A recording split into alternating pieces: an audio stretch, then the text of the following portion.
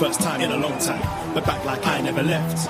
Taking these things as it comes, you know me, I don't read ahead. Watch me burn down everything, BBE on the TV set. When I'm in control on the road, you can never really know what's up next.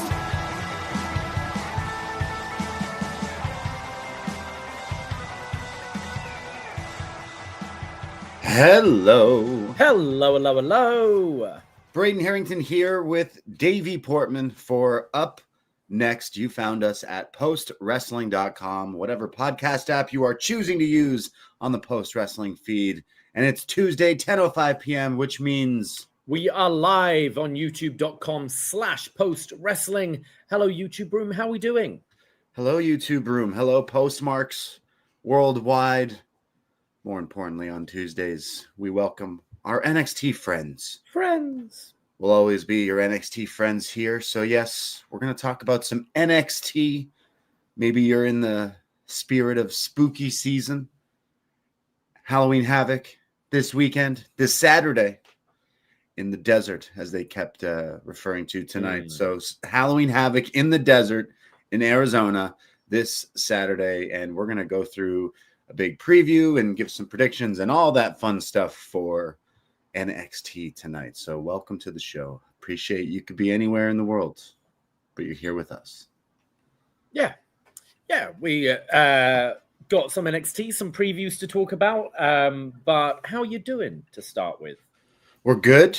I didn't have to go to work today, so maybe I was doing a little bit better than you today. I was thinking about you. I was like, we're not in our prime anymore. We're in our 30s now, and these big life events, when we go out the next morning, it can be rough. I was feeling rough today, and then you had to go to work.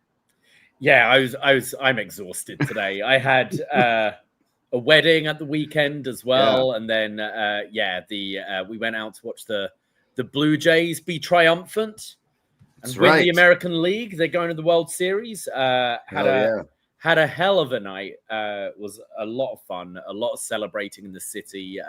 It's a good thing for Toronto. So had a wicked night, but did have to go to work. I'm pretty sure we left each other on the corner of Spadina, where you were trying to convince me to go to one more bar, and I just went, no, I've already been there tonight. I'm going home. I've been out all day. Right. Like, we're good. We're done. I've got work in at the sensible hour of 2 a.m. You mean? Yeah, of course. Yeah. It's literally 2 a.m. and we're like, we should call it. No, it was before, because you were going for one more drink. None of us, we all went home. Well, I think maybe some of us, but a majority of us. Okay, good. Dispersed around right when you went home too. But we started early. We were drinking for a while there. But only once in a while does this city have a chance to celebrate. Toronto, known as a cursed town, where our sports teams I don't know about that. The Leafs are cursed, but apart from that, since I've been here, the Raptors have won. The TFC's won. The Argos have won. We've won. That's that not a real Canadian. Sport. Hey, it's sport. The Leafs lose. It's a regional title. The Leafs lose, it's a regional title. I don't know. I've seen a lot of championships since being here.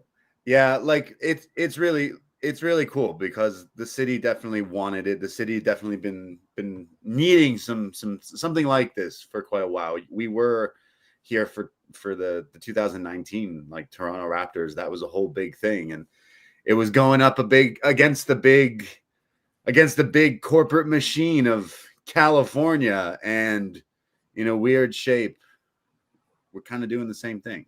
This time it's baseball. So yeah, we're going to the ship. We're going to the World Championships. And it was great. We got together. People say, I've never heard anyone say we're going to the ship. Never seen Hardball. It's okay. Just let it go. Okay. So we got together, and I think the Springer thing was like the curse was everyone was like, he's hurt, this whole thing, and maybe karma is a thing, you know, when there was that game where he got hurt and the crowd there cheered him and then booed him when he got up. Yeah. Only for him to have, we're all sitting at the bar. We all do a shot of Fireball. And then you're like, Springer, we need a hero moment. Clink, boom, done. That pretty much won the game. So crazy. So the city definitely got a little silly on a Monday night, but deservedly so. So, you know, for the only baseball team from Canada, you know, like people are like, oh, how do they even support? It's Toronto. Like some places don't like us as much, but it's Canada's team. Yeah. Because like we don't have any other. The Astros, they're long gone, and Vancouver doesn't have a team and this and that. So literally we are Canada's team. And for the past little while in the news here is how America wants us to be a part of your country in America. And the Blue Jays, the Canadian team, won an American League. So I'm just taking that for stride that, you know, hey, we're not for sale. We're not coming down here. In fact, we beat your Yanks. We beat some of your teams. So I don't even care if we got to go up against Japanese Jesus, the face of Japan, Otani, and like, ooh, I'm nervous, but we made it this far, and I'm just happy and proud of that already as a whole. So yeah, the one Canadian team making it all the way. That sounds like a loser talking. You want to win. You want to win. Don't be like, I'm just happy to be here. Come on. You want it all. I want it all, like the saying is, but yeah, I'm already like, wow, look at that. Like, it's just been so like, I love our American friends, don't get me wrong. And it's not necessarily any of our American friends or listeners who are like, just join us, Canada. Usually people are pretty sympathetic. Canadians are cool, I think, too, most Americans. But it's like, yeah, America's pastime. It's Canada's pastime. We're taking it. It's ours now. So I don't know. I'm just happy. Grew up Toronto my whole life. I'm born in 91. So 92, 93, I wasn't necessarily partying at the Hooters downtown. But it's been like years of people being like, the Jays are gonna do it. I've been through there. Toonie Tuesdays at the Dome. I've been through the trenches. So it's like, whoa, they come out of nowhere, it seemed, and did this. So yeah, let's go. Let's go Blue Jays this week, right? Friday's first game. I was 30,000th in line for a ticket, and boy. 500s were 2.5K. So I very quickly turned off my Ticketmaster. I think we just got to recreate it. Same seat, same bar, same clothes, same everything. Right. Keep it alive. I am glad it's Friday. I'm glad it's not like tomorrow, because I do need a few days rest.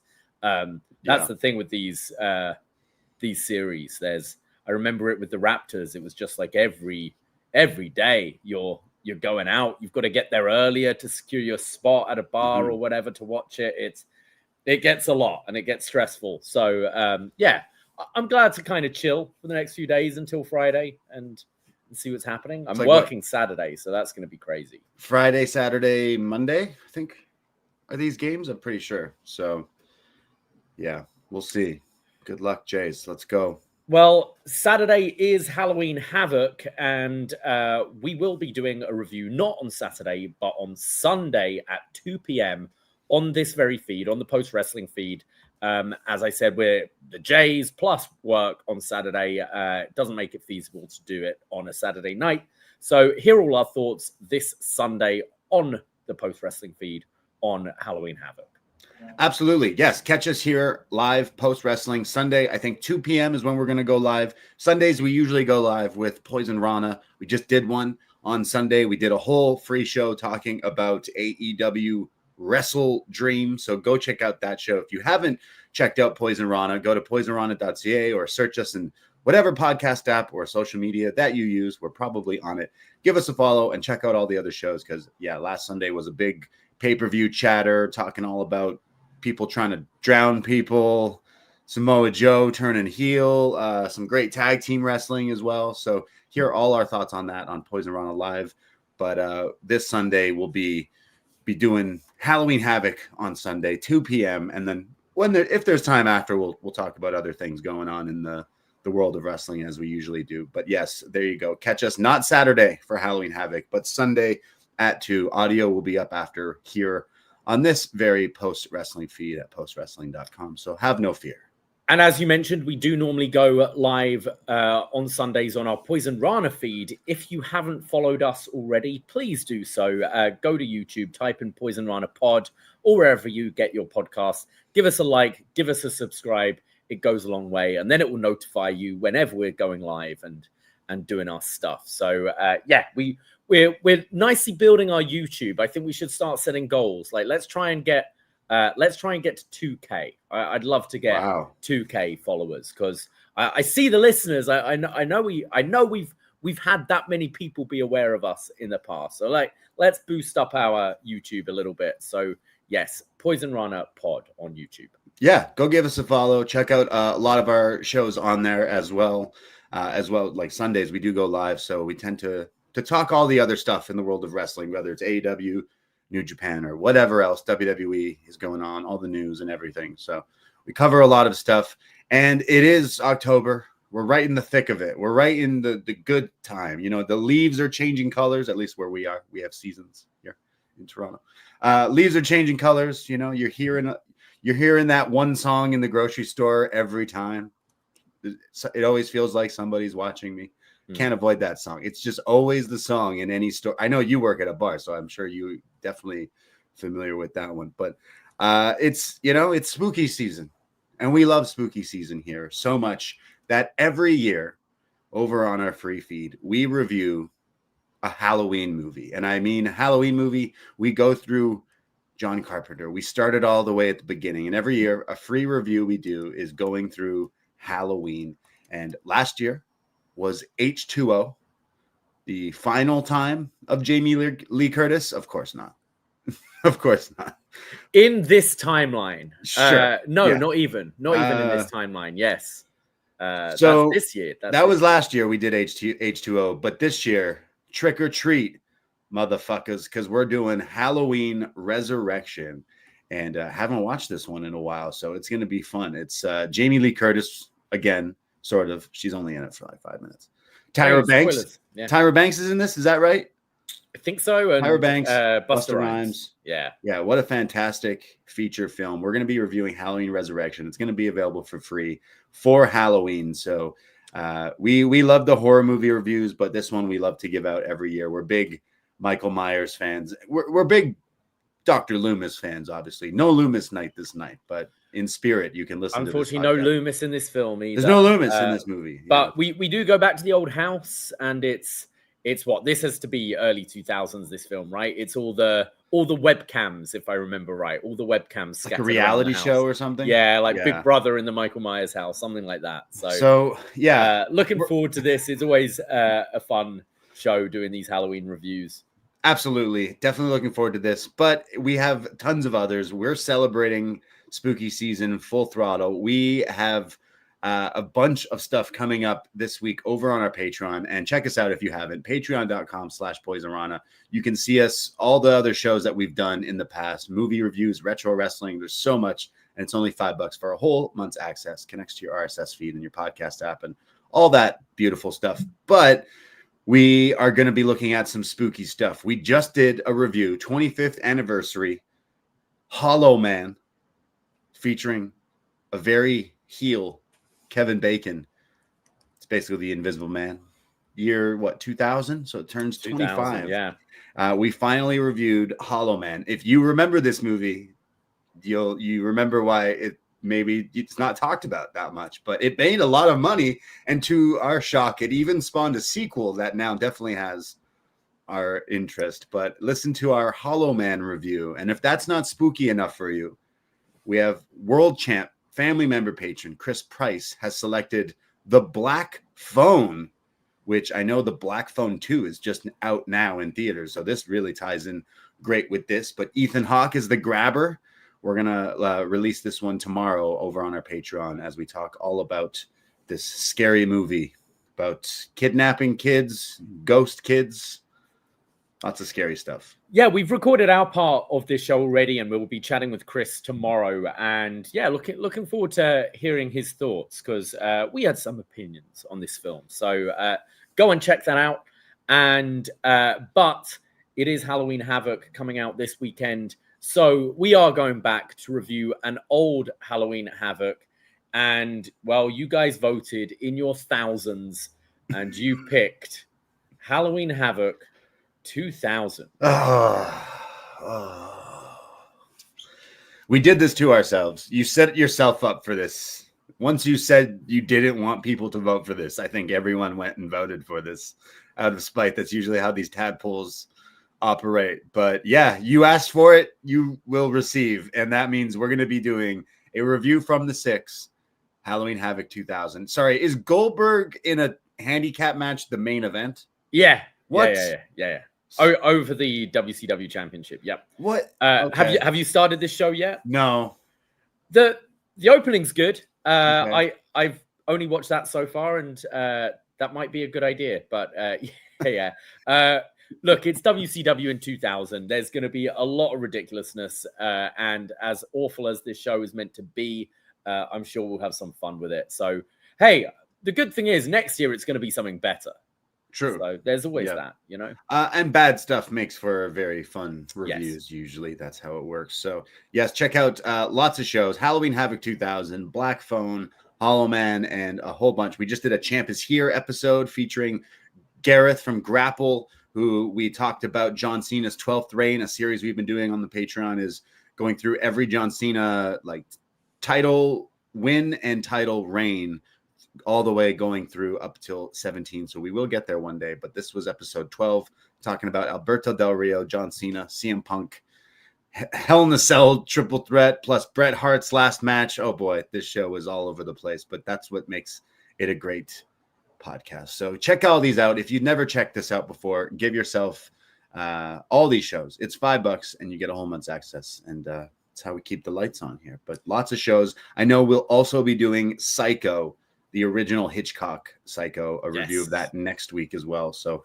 deep in the Halloween spirit. Hopefully you like the spooky stuff, because there's tons in the back archives. We've done Texas Chainsaw. We've done Scream. We've done a lot of Exorcist, Omen. We've covered a lot of scary stuff. So if that's your groove, definitely check us out if you haven't. I was able to skim through a little bit of Raw. Obviously, last night we were at the watching the Jays game, so didn't watch it. But big news coming out of it is now we've got the new match set for Saturday night's main event. Obviously, it's no longer CM Punk, Seth Rollins, as Seth Rollins is out injured. But Jey Uso won the Battle Royal. So we're going Jey Uso, CM Punk to determine the World Heavyweight Champion. I was a little disappointed with this, to be honest. I can't say this particularly excites me too much. I thought the last couple of weeks, the stuff they've had kind of going back and forth with Punk and LA Knight was interesting, at least on the microphone. And I thought that's the way they could have gone with this. But going Jey Uso in this spot again, it's not particularly exciting to me. And it just seems like they want to hold off on either of the bronze before they pull the trigger with that. Yeah, I feel like that is a little disappointing. I feel like that's the consensus for wrestling fans. I saw the likes and the dislikes on the one video. I was like, oh, that's pretty harsh. But I don't know. Especially the clips that I did see, especially when Punk is like walking and the match is about to start and he looks at LA Knight and he's like, I hope it's you. And then they still don't go like that. Maybe that wasn't supposed to be caught on camera. I feel like it was, but I don't know. That would have been something a bit more juicier, but maybe they wait for that. Like, I don't know. I don't think Jay is winning a second title, you know, like I just don't see that. It always seems like the thing is, it always seems anticlimactic when it's the vacant championship. It doesn't quite feel like you've won it. And you know, Punk, yes, he did win it earlier in the year and got cashed in on. Are we ready for a Punk run yet? Jey, I mean, they're doing the stuff with, you know, more bloodline lore, more Jimmy being concerned that he's turning into Roman. Does that make more sense now? I don't know. I don't think either's particularly interesting right now. But yeah, it was. Do you think they just put the entrance of the Battle Royal into ChatGPT and just let them choose, and it came out with Jey Uso and Bobby Lashley returning with a Japanese lover gimmick or something? Yeah. Hey, ChatGPT, we need a new world champion. Who do you think we should book to win this Battle Royal? 4 letters, 1 word. Yeet.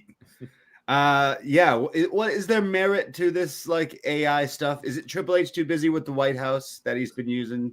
So you know, Gemini or ChatGPT or something. It would make sense with the year 2025 WWE's had. Financially very successful, artistically a little dry, a little dried out, a little robotic, a little too AI, if you ask me. So it would make sense if there was any merit to people saying. Yeah, so the chat is there, working with an AI company to try and like refine this, so to take over storytelling a little bit. And the early test was wrote a story about Bobby Lashley returning, who is obviously under contract with AEW, with like it sounded like coming back as Lord Tensai, like this sort of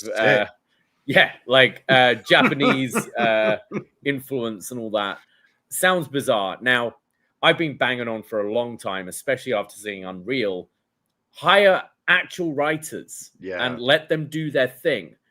But if we're not, and we are using Grok or ChatGPT or whatever, can we just type in when programming your next 4 weeks? Okay, we got a title match. I don't want any fucking contract signings, any face-to-face, any of those things that they always do. Be like, actually challenge the AI. Be like, book a 4-week title build with none of these things. I don't want partners that can't get along. I don't want contract signings. We had another fucking contract signing tonight on NXT. Like, let's try and break the mold a bit. Now, would be better if it was a human trying to break that mold, but I mean, if it's more interesting than the stuff we got coming out in the last 6 months. You gave me an idea because you brought up Unreal, and the red pill or the blue pill, Davey. The red pill, maybe I'm getting these mixed up, but whatever. The red pill is, I watched Unreal, and when they tell us that they came up with all these angles and finishes and all these ideas in about 30 minutes on a napkin or a piece of paper, it's like, yeah, we can tell. It's like when some artist is like, oh yeah, I wrote that song in like 5 minutes. Yeah, it sounds like it. It was like that, them bragging like, yeah, we got it together in 30 minutes. What was it? I don't know. Travis Scott comes out. Oh, okay. So that's the first one of evil. But then the second pill is we put it all into a computer and they wrote some fire shit. So it's like, I don't know. Maybe it could work or it couldn't, but I think there is a great middle ground where, you know, you hire professionals who studied script writing and worked in the script writing field for years and are good at what they do. And you bring them in, you pay them money, and they write your script. And you know what? You get out these Pritchards, your Hazes, all of them, and you try and have some fresh eyes on this thing. Yeah. Like there's so many people in the wrestling world. I mean, look at their producers for matches and stuff. You got like Abyss, Tyson Kidd, and like the list goes on of like all the agents and people who work, who are past wrestlers who now maybe do stuff behind the scenes. And like, what's to say any of them like can't help in that department? But to just the writing that we've seen again, watching that show. That's what I think the problem is. I think too many wrestling people are in it. And that's the thing. It's all very tropey, and there's so much stuff that we as wrestling fans accept because it's just the way it is. Whereas you'd have fresh eyes be like, well, why is it happening that way? Like, why are we doing it that way? And you see it. Everything is rinse and repeat right now. So where's Freddie Prinze Jr.? What's he saying? Exactly. Like, remember, like his thing is like, hey, I never worked in wrestling. I just like wrestling, and I worked in Hollywood. I'm sort of smart, sort of keen. And he came up with some pretty good stuff, right? Yeah. He claims he came up with the whole Jeff Hardy winning the title and everything. So, I mean, that was a pretty successful and good idea. And there was some cool stuff there. But I don't know. Maybe you get writers who aren't, they should be wrestling fans, but they should maybe, I don't know, some fresh critiques. But should it be AI? I don't know. If they're using AI to help, like how we use AI just to maybe fix up an email here or there. But some people are out there, using it for everything. So like creating wrestling AI videos, which I'm sure you've had a few sent to you of these wrestling AI things, whether it's like, I don't know. I've seen some crazy ones of like, there's a lot of Stephen Hawking. There's Stephen Hawking, Martin Luther King Jr. turning heel. That was a weird one. Definitely a lot like cats and dogs fighting in the ring and like inferno matches. And I don't know, the wrestling AI, maybe there's a whole avenue that will open of AI wrestling. Like, who knows? But weird times we're living in. So maybe we'll get more AI in our wrestling. They used it tonight. I bet you there was some AI in tonight's episode. Oh, there was for sure. There's a lot of AI in tonight's wrestling. AI, I knew you'd come. Yeah, there was some AI and some things we'll talk about. Or they've hired some incredible like Hollywood director. That's where it can be used for good, I guess, like for things like that. But yeah, I'm not too into the AI stuff. Like the fact that you can have full-on videos that now, like, okay, maybe like we're in our 30s, but like the little older generations, they're gonna be fooled by a lot of this shit. Like, I don't know, there's probably someone's aunt or grandpa or grandpa being tricked by some weird shit because the internet says it's real, but like it's not. There is some stuff I found funny. I like have you seen the homeless man prank? Have you seen this? Yeah, there's a homeless man and an old man where it's like, hey, found this guy. He seems to know you. I don't know that man, Braden. I don't know. Why is he in my bed? Yeah. Oh, he needed to brush his teeth. I gave him your toothbrush. No. So there's stuff like that that's funny. We recently stumbled across one of our friends' Bumble profile, and his pictures are not good. So obviously we had some fun with that. There's one of him driving a truck and drinking a drink. So we had him like drink the drink and throw up, and another one of him in a swimming pool. So we had him drown. There's funny stuff like that, but it's not taking jobs away from people though. That's just like, hey, let's make this guy look like a fool. So you're just using it for fun, whereas like, people are clearly using it for when it starts taking away other people's jobs, and you can tell, and it looks weird. It has this like little alien thing. You can spot AI, I think, pretty quickly. But not everyone can, man. Like, not everyone can. It's gonna get harder. I just think it's cheap, and it's costing people jobs who do it better. Yeah, especially when it comes to like the AI shouldn't be made to make art for us. It should be doing all the other stuff so that we can have time to do all like the other. But in the other, again, it's like those things when you hear this company that are boasting about their profits and whatever, and it's like, you couldn't have paid an artist to do that. You couldn't have paid a writer to do that. You couldn't have paid Jasmine Nix more than $75K a year. Yeah, definitely. But they use AI though, and it saves them a buck. But I mean, there is an AI in Lainey. So is she just an AI replacement for Fatal Influence? There's a movie Afraid, but it's spelled like AI, Afraid. Like Megan or one of those, like Chucky. Yeah. Terminator 2, it's all gonna happen, guys. Oh yeah. Whether you like it or not, it's gonna happen. But that would be a good Halloween costume. Just be AI, because it's scary. I just don't know what. Just walk around with I'm gonna have a sign that just says AI, and people will be like, "Whoa, that's fucking terrifying. That is a scary costume." I've been thinking about that, or my runner-up idea for Halloween this year. I came up with it today. Get ready for it. Vince McMahon at his recent car crash court case. Pepe Le Pew. Yeah. What's going on?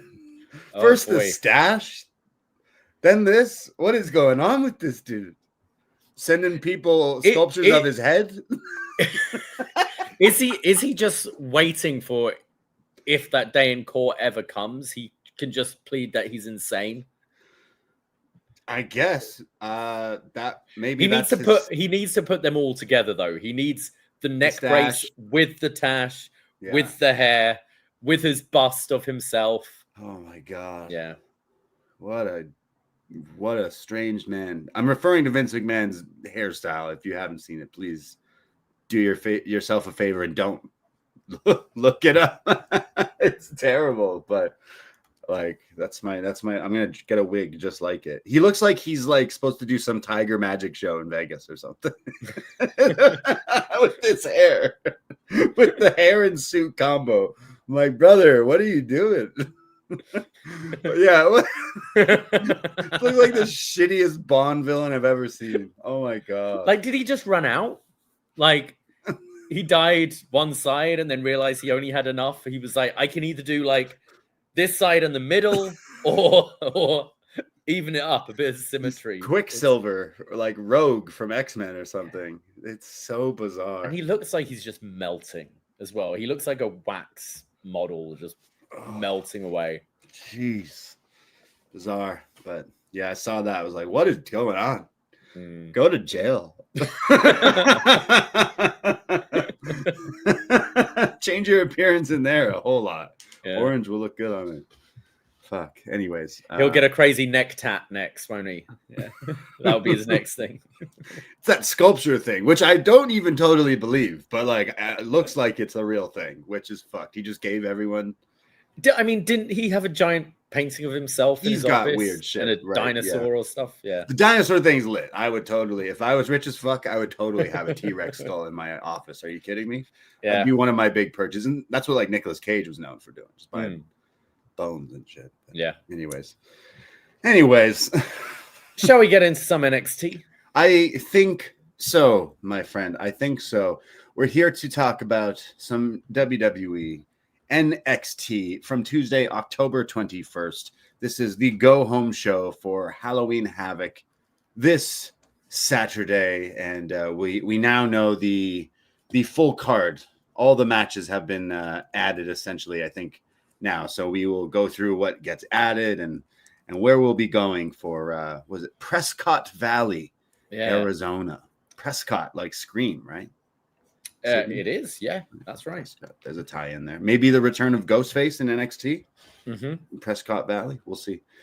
We start things off with the truth will ultimately prevail, but there is pain bringing it to light. Out comes the culling led by Tatum Paxley, the new number one contender for the NXT women's title this Saturday. Tatum getting a huge reaction from the crowd here in the Performance Center.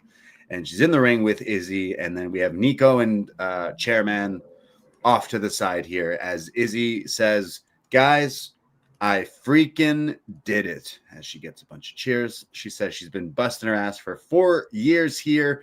And I need to thank someone who's always been there for me. Every single one of you guys. You've all been here for me. And this will be my first PLE. Which, wow. Really? Wow. What? No tag or anything? Wow, I guess shocked. So. Yeah. Maybe like pre-show stuff? Maybe yeah. Wow. First PLE. She says, I want to thank you too, Izzy. You've always had my back since like joining the culling and even before. And this is when they're interrupted by Fatal Influence with JC Jane with the microphone, and she comes out making fun of Tatum and says, Izzy, are you going to tell her or do I? Tatum, you don't stand a chance against me. JC says it's spooky season, but the scary thing is the truth. I'm going to beat you, and everyone knows I'm going to beat you. They're all cheering for you, but they're just being nice. Everyone knows that you're not winning.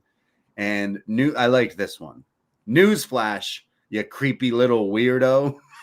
Which is something I do call people sometimes. What is that? We've heard that in something. It's been in NXT, right? Who said that? You creepy little weirdo. Oh, is it Becky has said it, I think? Or I mean, I know it from Hocus Pocus. Right. You weirdo. Yeah. But it reminds me of what Stone Cold calling Christian Yeah. Creepy little bastard. Creepy little bastard. Isn't that his thing? CLB. So this is a CL dub eventually. But yeah, newsflash, sweetie, you creepy little weirdo. And says that you're losing. There's no way you're beating me, and this is all just a pipe dream. And Tatum says, JC, I don't know why you're getting so angry, but it's because I'm just like you. I practice and I train and I get better, and I got better and better just like you. Tatum says that she's practiced in empty arenas, empty performance centers, empty rings, all this stuff in all this time, and now it's all been leading to my first PLE and my first big chance at winning this championship. And she says, bet your ass that I am going to beat you. And Izzy kind of stands up for her here, and then Fallon kind of starts piping in as well. So all of them starting getting at each other. Fallon eventually calls Tatum a tater tot. I thought that was great. And then they all start to fight and brawl. The chairman and Nico just watch, and then it's Tatum that kind of they fight them off. And then, I mean, we don't have Teddy Long here, but it doesn't take Teddy to tell us that we're getting a tag team match. Yeah, they kind of call out Lainey specifically as well to prove herself as this new replacement in Fatal Influence. But yeah, that's set for the main event later in the night. JC and Lainey taking on Izzy and Tatum. I thought Tatum sounded great here. I think she has built up a nice sort of like just natural babyface act about her. I think people find her like naturally warm to her. She has been around for a while, and we've seen the improvement. So I think a lot of kind of your regular NXT fans feel good for Tatum and are like, fuck yeah, like let's go. Like this is good. And I thought she really held her own on a mic, even stepped up on the mic, kind of ditched a lot of the sort of, she's still got the creepy elements, but she sounded more real here. She sounded less that she was playing a character. I felt it sounded like it was from the heart. I found it interesting as well that the Culling were just like baby faces tonight. Mm-hmm. I'm sure the turn is coming, but yeah, Izzy and Sean Spears and everyone, they were genuinely supportive of Izzy tonight. There wasn't even any kind of, sideways looks really or anything like that throughout the show. Even when she goes, the one person who's helped me, and you think she's going to say Izzy or Lyra, and it's like the people, and Izzy's fine with it. So I found that interesting how they kind of dialed back the heelishness from the rest of the group tonight. Yeah, there will be a look later, but it's not of like you. It's more like, oh, good for you kind of thing. So it does kind of lead me to believe there might be some sort of turn coming with Izzy and the Culling and Tatum there. But that match is later tonight, so we'll get back to what happens with Tatum and Izzy, the Culling, and the Fatal Influence. We go backstage. We see Stacks with Ariana Grace, the new it couple of NXT. He's dropped the mob character kind of, and he's more so just like they're just lovebirds, almost like Jersey Shore type. I don't know, like Italian Americans. I don't know. I don't like still kind of in that realm, but not so much. Like one day he's just gonna completely drop that accent, I guess. But he's talking about how he's something about future son-in-law, and he's like, whoa, like Santino is pushing it, he's jumping to conclusions and this and that, and then what is she calls him by his real name, and he's like, whoa, don't she calls him Channing, and he's like, round here I'm just Stacks, which on his like name tag later, like the match graphic, it just said Stacks, whereas it is normally Channing, Stacks, Lorenzo. So right. Making the full shift to just Stacks. It's like, wait, we already know that's your name. It's been your name, and then now you're not. So he's just Stacks with his furry vest thing here. But yeah, so they walk off because Stacks has a match. But as they walk off, he's like, "Oh, don't embarrass me by calling me my real name." We see Leon Slater and Javon Evans, and it kind of cuts to them, and they're like, "Oh, nasty!" And then Javon says that. Dark State ruined a classic, but that they're happy that they're boys because they brought them together in competitiveness. And Javon says that he wants to tag team with him, and hopefully we can have a match at Halloween Havoc. But first, go handle your business with Stacks defending the X-Division title. I hated how it was like I'm sure one day, like we had a classic. It's such a shame it was ruined. And one day it would be cool to run it back. But you know what would even be cooler? Us tagging. I'm like, no, the rematch would be cooler. It's like on the Champ is Here show we just did. Bret Hart challenges Del Rio for the title. And you're like, yeah, that sounds sick. Like, sure, let's have Bret Hart go for the title one more time. And then out comes the GM and is like, you know what would be even better? If Bret Hart faced Del Rio and his announcer in a tag match. And you're like, no, that doesn't sound better. But yeah, he made reference to, or was it Vic on the show made reference of the Heritage Cup being at the bottom of a river or something? Yeah. But was this the week I was off, or have we seen this? Or no? It's just been cold dropped, right? Yeah. It's literally like, this is the answer. If anyone's been asking, I know there's some people out there, but I just need to know what has happened to the Heritage Cup. Vic has, said that Stacks threw it in the bottom of a lake. That is our kayfabe end to the Heritage Cup. So pour one out. The amount of ridiculous vignettes we've had in NXT, we couldn't have just seen, you know, you just thrown Stacks it away. And Ariana thrown Did I it miss in the this? lake. I don't know. Make out, maybe we did miss this. I feel like there've been a lot of people like in our group chat and stuff asking about it as well. So yeah. The Heritage Cup is done. Damn, I'm really gonna miss those rounds matches. I'll take rounds over speed matches, but there we go. Rounds matches. One day we'll get them back, but it's in the bottom of the lake, so someone's got to go fish it out if you want to be Heritage Cup champion. So we go to this match. It is the X-Division, TNA X-Division Championship being defended on NXT TV. The champion, Leon Slater, going up against Stacks. Just Stacks, not Channing Stacks Lorenzo. Javon comes out with Leon, and Ariana is out there with Stacks, of course. We have some fast-paced stuff with Leon evading Stacks here, and then does a really crazy monkey flip, and then a plancha to the outside from Leon. This is when Javon grabs one of the commentary headsets and does his best cheesy announcer voice, like, we'll be right back after these commercials, as it goes to picture-in-picture. During picture-in-picture, Javon just starts joining commentary, which I thought was pretty funny here.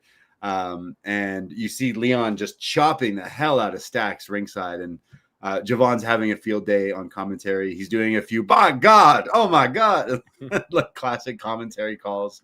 But then I'll get it out of the way. Booker T was on one tonight, and there was lots of stuff that tickled me that he said, but oh my God. Vic Joseph is like, I think Javon was like, whoa, watch out, because the chops are flying. And Vic is like, don't worry, Booker T's got my back. And Booker's like, what are you talking about? He's like, yeah, you're my friend. You got my back. And he's like, I ain't your friend. I'm your colleague. You work with me. I'm not your friend. I was like, jeez. Okay. It reminded me of they played it on Botchamania, but it was the picture-in-picture with Taz going on about Rick Knox when Taz was trying to enjoy a steak, and Rick Knox was hey. Right, yeah. And he's like, hey, who are you? It's like, we work together. It's like, okay. Why are you talking to me? We're not friends. Yeah. It's such a good start. So Vic Joseph and Booker T had me howling here with that. This is when Vic references the Heritage Cup. Someone in our chat is saying that there was a vignette of Stacks throwing it, but I don't know. I need to see this to believe this. Yeah. Pixar, it didn't happen. Let's see where this Heritage Cup is in the bottom of a lake. But back to the match here. Stomp starts to come back. He goes for one of his is it the stomp knee thing for a 2 count. Leon comes back with the Utopia Blue Thunder Bomb. This is when Ariana gets up on the apron, but then she gets shoved, so she goes flying. But Javon on the outside catches her. But Stacks notices that he's holding on to her, and he gets upset. And then this allows for some sort of a distraction after he goes after him. And then Leon hits a crossbody, and then this side kick. And Booker T, again, Vic Joseph's like, oh, a very nice sidekick from Leon, a move you're very familiar with, Book. And Book is like, yeah, these kids stealing moves. It's a sidekick. You invented the sidekick, Booker T. Okay. Anyways, a huge tope con hilo over the corner. That move that Slater does, which is very impressive. Pulls him back in the ring and hits the Swanton 450 for the 1-2-3. Leon Slater retains, and I don't think he stole that move from anyone. At least the Swanton 450, but well, Javon goes to hug Grace in celebration. She's like, yo, get away from me, as they celebrate in the ring. But before we go on to what happens after that, what did you think? Yeah, I thought this was all right. It's still pretty novel seeing Leon Slater on NXT TV. And yeah, I think he's fantastic. That Swanton 450 especially looks great. And the dive over the corner. I don't like the new look for Stacks. I don't think the shorts work for him as well as the long boys he's been wearing do. And I'm a little worried that I hope now that he's paired with Ariana, he's not going to just be a comedy jobber. Because I think we've seen good stuff in Stacks, and he's young, and we've seen improvements, and he can hold his own in the ring. And I hope they don't just make this the new Ashanti and what's her name, Carmen, where he's going to get distracted just because Ariana's there, or vice versa. And yeah, so not sure I like the direction of his character, but I thought the match was decent enough between these two.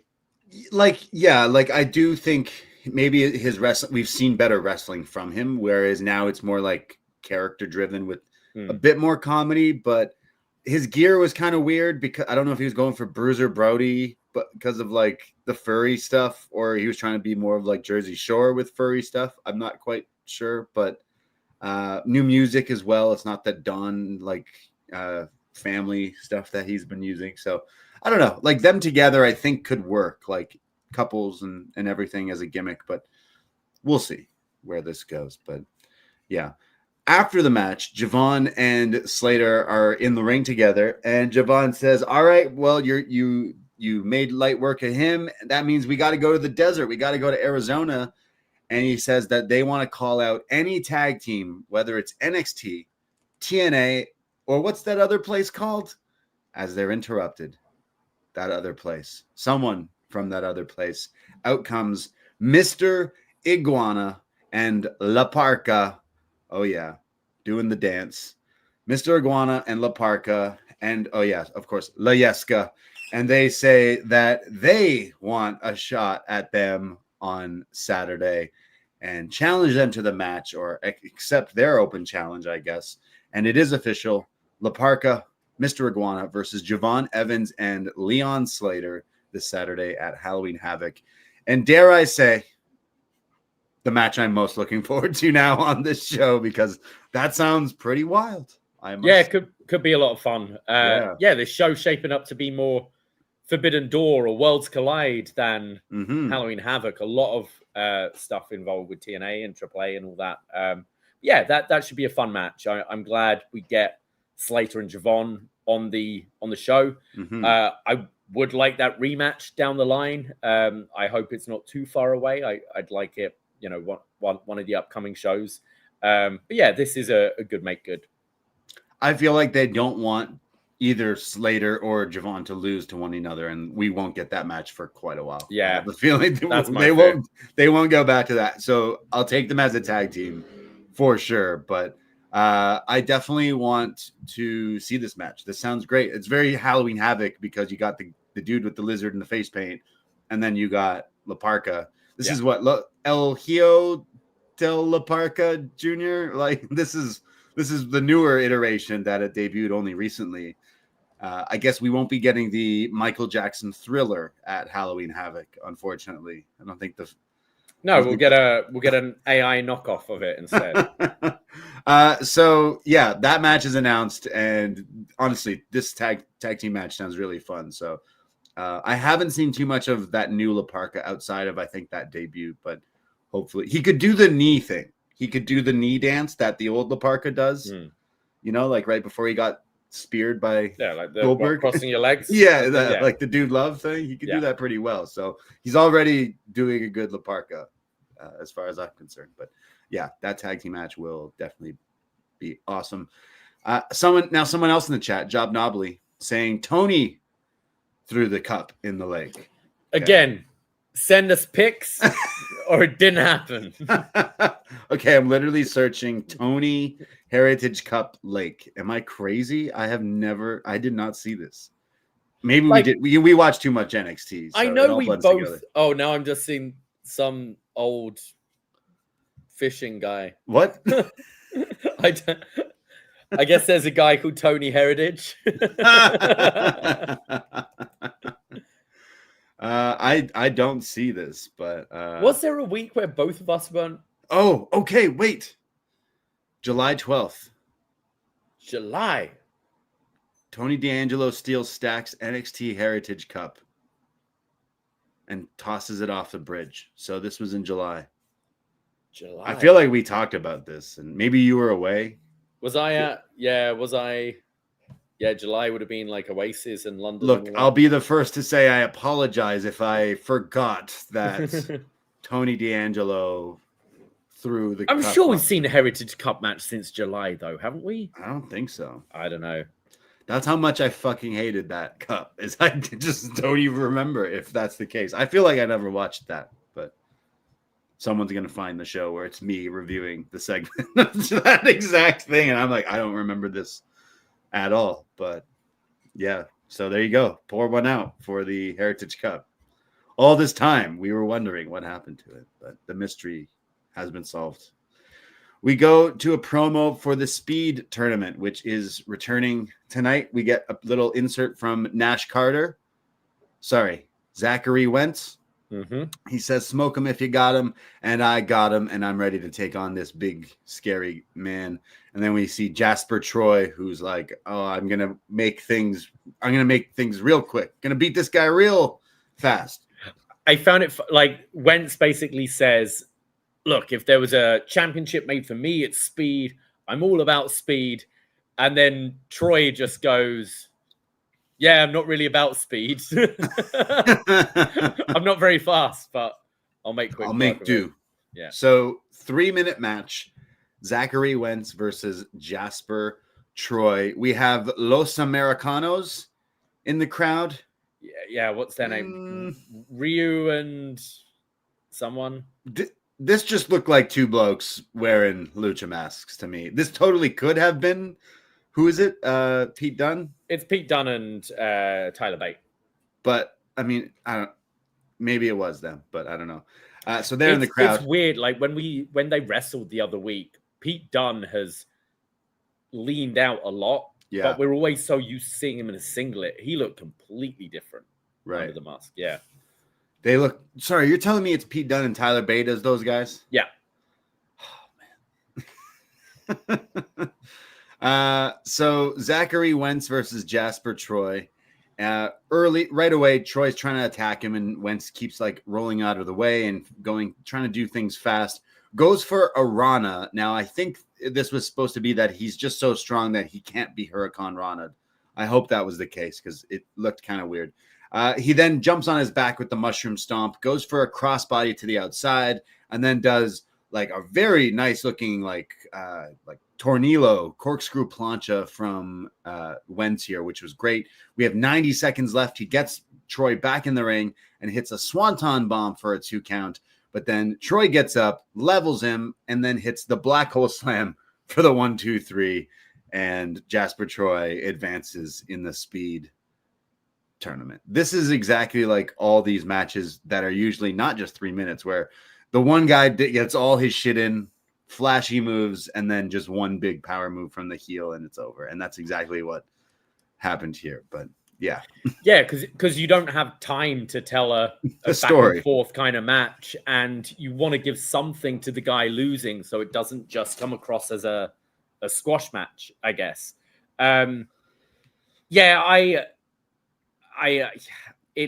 It's again, it's same thing I've said about all these matches so far. I don't think they work them particularly any differently from a regular 3-minute match that we see on TV quite a lot. I don't see the urgency. I also just don't see it in Jasper Troy. I found it a real shame that Zachary Wentz was in this position. Now I know Wentz isn't in NXT, he's TNA, so they're maybe a little less protective, but I don't know. I really like Zachary Wentz, and it's puzzling to me that, you know, you've released Wesley, you had the too brief a reunion of the Rascals before doing the heel turn and splitting them up, and it's done nothing for Wes at all, and now he's not with the company, and now his partner's in another company but coming back to get squashed. It just feels weird. Like, this is the guy you're putting your money behind, this Jasper Troy. Like, Booker, I know it's LFG and he was his guy, so he's like really singing his praises, but he's so dull. And like the Black Hole Slam, even, it's not a particularly exciting finishing move. He does a hoe train and then that basically to win it. Yeah. I find him very dull. And when you just see kind of wasted talent, like, man, imagine having the Rascals complete even in TNA, but doing the crossovers and having fun tag matches on this show and stuff like that. Instead, just getting squashed by this guy I see absolutely nothing in. But he's big. I really don't like this dude that much. Like, from what we've seen, he's the new Ridge here, where they're like, okay, we're gonna push this guy and put him in every TV every week and really try to elevate him and see what he's got. But it's just so boring. Even Ridge had a bit of personality though to go with it. Like, you know, I find this guy just dull, pretty so boring, dull, so bland. And it was just Wentz doing all the work. Yeah. And then he just gets 2 moves and it's over. So it's just like, oh, okay. I see someone in the chat saying there's something about the contracts of the Rascals. Now I wonder if they're done with TNA. Like, if Wes is gone from... They were coming up, I believe, the contracts. So, look, if Wes is now free from WWE and the Rascals are free from TNA, what's stopping them from getting together and going somewhere else? Yeah. Right? Like AEW or New Japan or CMLL. I think AEW's tag/trios division could really use the Rascals right now. I think that would be great. I don't think as singles acts, I think they'd get completely swallowed up in a AEW. But I think there's something to bring the 3 of them into AEW for sure. Like, they're a pretty fun act. They put on decent matches when, especially like TNA. We've been to some of these TNA shows where in any iteration, whether it's singles, multi-man, tag matches, the Rascals are always like show stealing. And when they were in NXT, they were great too. So it's really bizarre that in another world, the Rascals should have been on like a main roster, you know, correct course of 100%. Like, they would have totally made it in WWE. I feel like both of them as a team were really good. And I don't know if Wes is out and now Wentz, I don't know if he stays with TNA, then it's like, does Wes go to join them? And then he's now also kind of back in NXT anyways. It's all weird if that's the case. Whereas a brand new slate somewhere else could maybe do great for them. But here he was losing to Jasper Troy. And I don't know, no one's talking about Jasper Troy after this match. And he's probably going to win this whole thing. Yeah. We go backstage. Kalani Jordan and all the talent are basically giving her the Miz treatment, right? Yeah. You can't change with us. You're a traitor, they call Kalani. So the NXT women's locker room have thrown all her gear out. I found it interesting that it was actually Lola who started this, because, you know, you'd expect like your Jada Parkers, your Lash Legends, all of them. But Lola is one of the purest baby faces in the women's division. So even for her to be like, hey, sorry, mama, but you're out. Mama. So Jada puts her stuff there and everything. So Kalani's like this, you would hear stories about wrestlers. Is it The Miz, right? Yeah. There's Randy Orton kissing people's bags. He ate chicken on Benoit's bag and then, yeah. I feel like there's stuff with Hardcore Holly somewhere. Oh, 100%. So Jordan Grace shows up and like tries to help her, and Kalani is just to be Kalani's a bit of a bitch here. Oh yeah. This lady is trying to help you, and she's like, I don't need your help, and like cleans up her stuff. And Grace is like, hey, I know where you know, I've been here before, like TNA, NXT, and like whatever. And she says, yeah, well, you've never been like a champion here in NXT. And even though I'm TNA champion, like I don't want your help. And then Kalani even goes as far as to say, it feels like, Jordan, that you're my biggest fan, and kind of walks off being a bit jealous rude of me. Yeah. Horrible. So Kalani definitely swerving into this heel role that they've been teasing for what feels like a year now, at least. But yeah, Kalani Jordan turning heel is probably what's best for this character right now. Yeah, I'm looking forward to this feud to build up. I think it's needed for both of them. The Blake Monroe feud really didn't work with Jordynne Grace. I think Kalani is someone I definitely see as an NXT Women's Champion down the line, but she's doing the TNA thing right now. So Jordynne Grace, who still very much kind of feels at TNA, right, in NXT. Yeah, this makes a whole lot of sense, and I think the match could be great. Yeah, we'll get there eventually, but that's not on Halloween Havoc, right? No, Kalani, not yet. So we'll get to that match down the line, I'm sure. We go to, all right, this was, you want to hear something spooky? This this was it. We get a video from Dark State, and it's one of their classic, they're using AI for this whole Dark State thing. Come on. Just the whole storyline of the Angle. promo from last week, right? Or the week before, or the week before that. Ain't nobody safe. Yeah. Ain't nobody safe when Dark State's around. So we see them. They say that Team Extreme got an extreme beatdown, and you don't move past us, and your fun time is over. You're going to find out when the Dark State strikes. Nobody's safe. But the video starts to glitch. Now, the Dark State videos usually glitch to begin with, but this one starts to glitch even more so that the whole video gets interrupted by the Hardy Boys. The Hardys here, and we see it's the Hardys at the compound.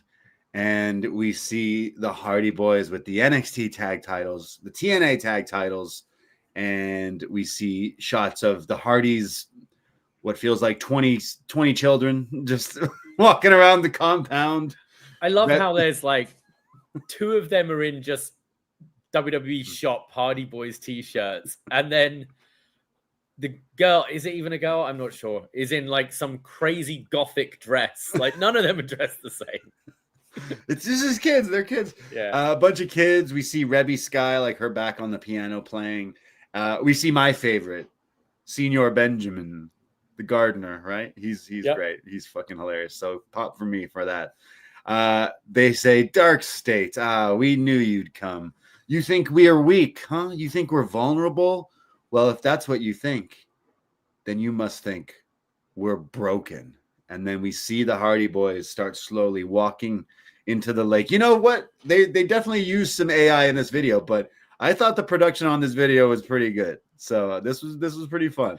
Yeah, it was a mix. It looked like they'd filmed stuff and then used AI to do visual effects and stuff with it. But so this, normally we just see them go in the water and then come out again. But this we're actually watching them transform underwater, and it was kind of cool. So they go into the lake of reincarnation, and we see some crazy effects, underwater stuff. Was the Heritage Cup there? No, this is in Cameron, North Carolina, right? Not Florida. Water looks cleaner here, actually. So we see Halloween Havoc. We are broken, and as they come out of the water, they're now in their broken Hardys gimmicks. We got Brother Nero and we got broken Matt Hardy, and first thing they say is state of dark. I like that. You only broke us to make us stronger. So Saturday, Halloween Havoc, it will be a broken rules match, as the Hardys say. Anything is possible, anything goes, but after Halloween Havoc, you will remain obsolete, and Saturday you are sentenced to deletion. This was pretty funny. Like, this shit is ridiculous, and I feel like I've been removed from it from a while, that it's like, I guess, a little refreshing from what feels like years ago of this stuff for me. But yeah, I think as well, because it's Halloween Havoc. This didn't even cross my mind. Me neither. Week. Like, and it was so obvious when it came to it. Like, oh yeah, absolutely.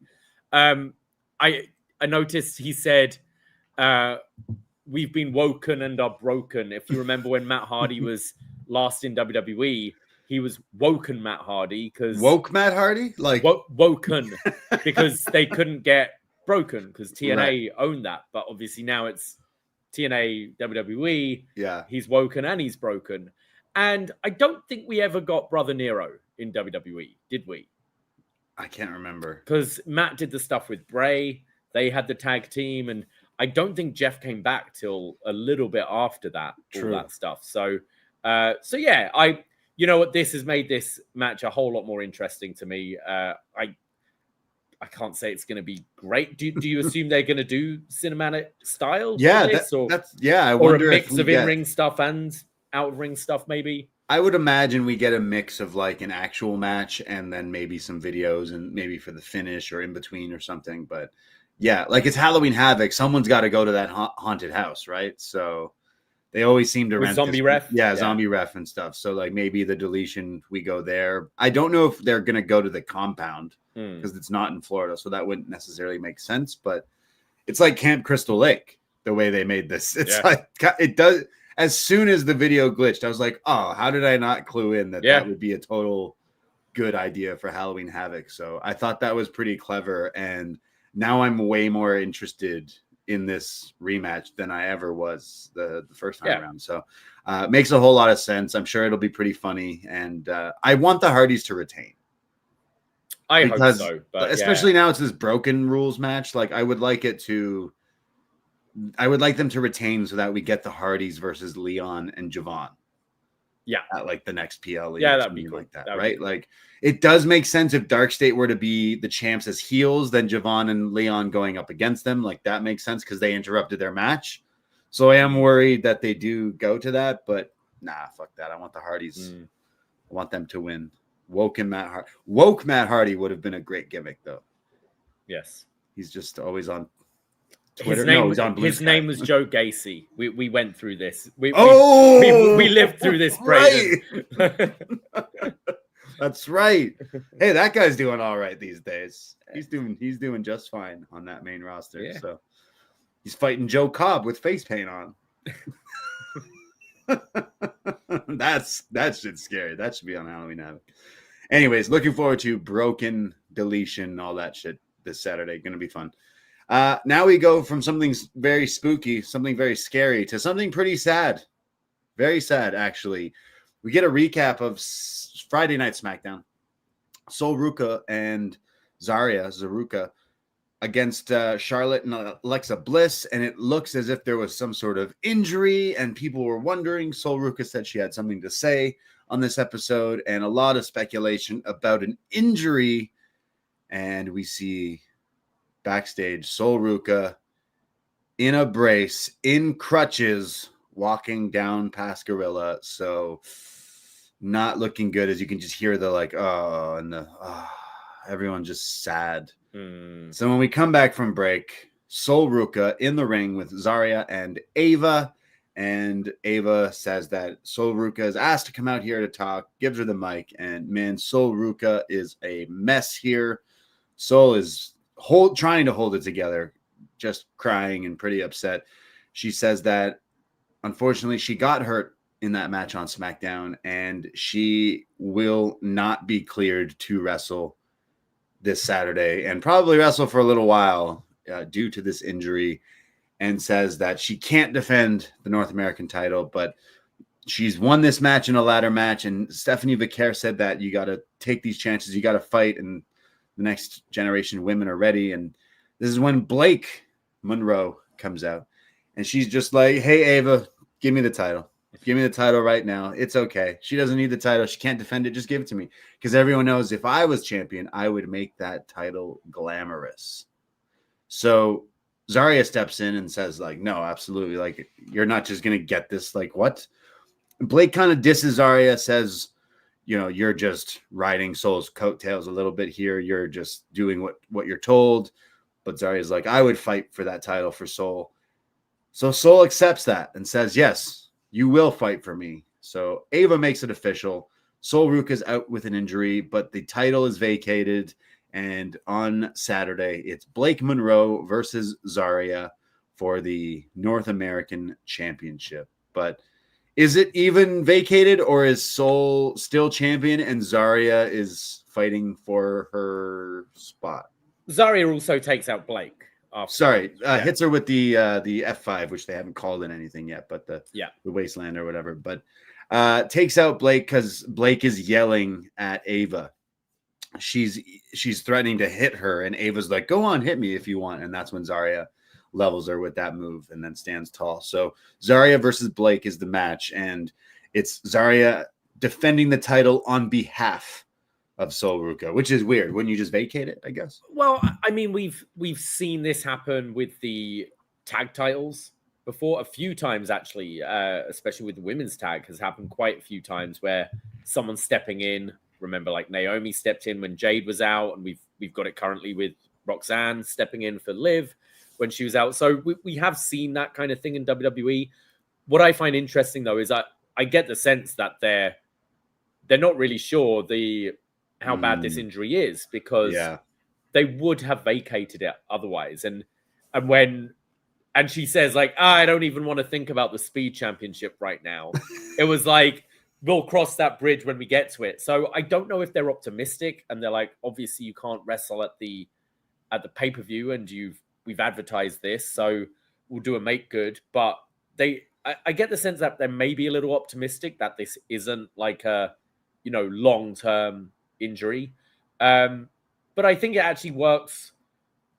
I think both outcomes work quite well at the weekend with this to build this Soul Zarya story, because if Zarya wins it and is defending it, then once Soul comes back, you can have a thing where Zarya doesn't want to give up that title to her, right? And you have that option that works, or you have the other option that Blake Monroe wins this, and therefore now you can have Soul being like angry and feels that Zarya's like let her down by dropping this title.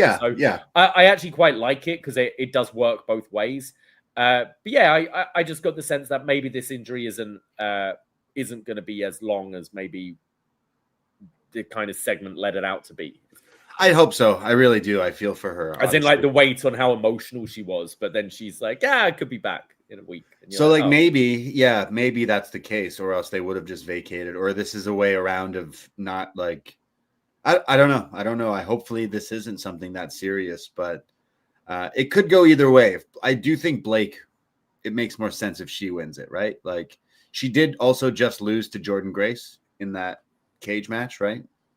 So I do think I think she's winning that one for Saturday. But that is the match now, and we'll hopefully see Sol Ruca again. Or do you finger poker doom it, and Soul's ringside, and Zarya lies down for Blake? Oh, come on! Yeah. Why would you even say that? Why would you say that? Come on, that's not going to happen. Don't put that voodoo out there for that. We'll see. We'll see if that happens. We go to promo for the Speed Championship tournament. Axiom, former NXT talent, he says that no one understands speed like me. Everyone is fast, but not like me. And I have to face Sean Legacy. I've been impressed with him, and but it won't matter because I'm going to beat him here tonight. Legacy says that he's in 3 minutes. He's going to hit you. I'm going to hit you with everything that I got, and I'm going to make NXT and the Speed Championship super. So that match kicks off. NXT now, Speed. Axiom we haven't seen this for a while, but he sort of brought back his maths gimmick. You know, that when he started off, he was like a super Steiner mathematician, math? And then they dropped it real quick. Because he said like essentially like, I'm good at numbers and therefore speed is all numbers and I can do that. And I was like, oh God, Axiom, don't bring that back, please. Yeah, well, was it a mathematician luchador gimmick? Yeah. And he was like, as you all know, I'm great with numbers and speed is all about numbers. And you know something? Like, nope. I don't know if we've talked about too much, but for a long time, way back before Axiom was a thing, when we had Trey Baxter. Yeah. And we were assuming they were teasing us with the breadcrumbs of that Trey Baxter was going to become a superhero. Yeah, to win back Cora Jade, right? And in some interviews recently, I've seen some stuff from him saying that like he came up with this superhero character and that he was then let go, and then now someone else got that gimmick, and it's clear that he's referring to Axiom. 100%, yeah. So like the mathematician, and it makes a whole lot of sense that you'd put a mask on Trey Baxter as well. No, come on, you're not down with the swirl, Vanilla Baby, the swirl, yeah. Sean Legacy versus Axiom here. There was some promo before, but I'll go to the match since we were just talking about it. Right away, this match was a whole lot speedier and faster than the Jasper Troy one, but we're getting some like counters for counters here, some crazy drop kicks. Sean Legacy with a kick and then this nuts sliced bread, which is crazy for a 2 count. He hits this reverse DDT driver. Legacy is just going all sorts of nuts here. Eventually, though, he goes for a springboard 450, gets caught into an armbar, and then Axiom is just transitioning these into all these different submissions. So eventually he gets out of it. He hits a Spanish fly for a 2 count. There's a minute left now. It was very cute how the colors change. Yeah, it changes every minute. Yeah, for the minute, right? The countdown. It's red when it's like, hey, you only got a minute left. We get this huge super kick from Legacy. Axiom returns the favor with a flying knee, and then Legacy tries to like use the ropes here to try something. Like he goes up top. There's 15 seconds left, and Axiom hits an avalanche Spanish fly to get the 1, 2, 3 with like 1 or 2 seconds remaining in this 3 minutes in a very impressive high speed match. Like I get why you call it that when you have these kinds of wrestlers in these matches, because it's like in 3 minutes they did more than what people can do in 30 minutes. Yeah, this is where the gimmick works, right? Yeah, right as soon as the bell rings, we've got them flying at each other with drop kicks and stuff. They're racing against time. I kind of liked the use of the submission with Axiom to kind of almost use it as a way of like running the clock down whilst wearing down your opponent as well. I thought that was smart. Yeah, and they got a hell of a lot in. I've been impressed with Sean Legacy every time we've seen him so far. And Axiom is obviously fantastic. So that's, yeah, I think this was the best version of the speed matches we've seen.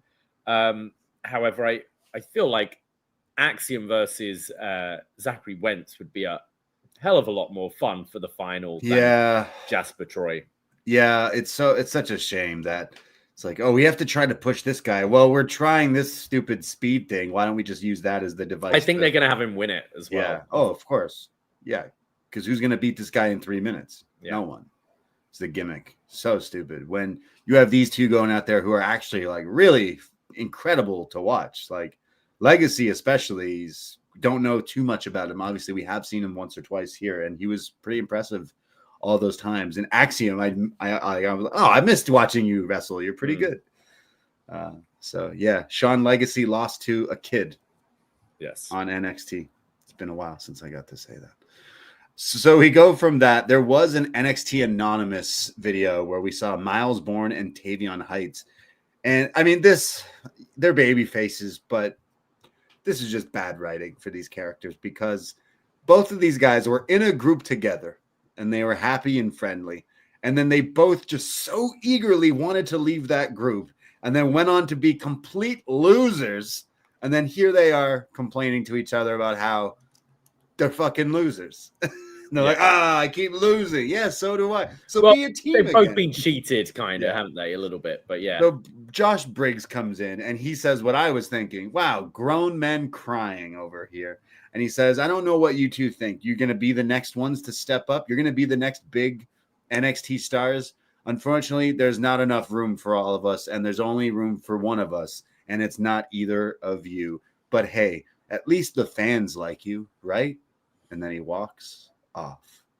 So interesting. So which one of these two are turning? Turning heel. Tavion, I guess. Miles? I definitely got the sense Tavion was like actually listening to what Briggs was saying and was like, yeah, actually you're kind of right there. So I think. But then so did Miles. He said, oh, he is right too. Yeah, you're right. Yeah. So. I just think there's a lot more to be had with Miles as a babyface, but Tavion, I think he is struggling a little bit on his own. So why not have him join Briggs or whatever?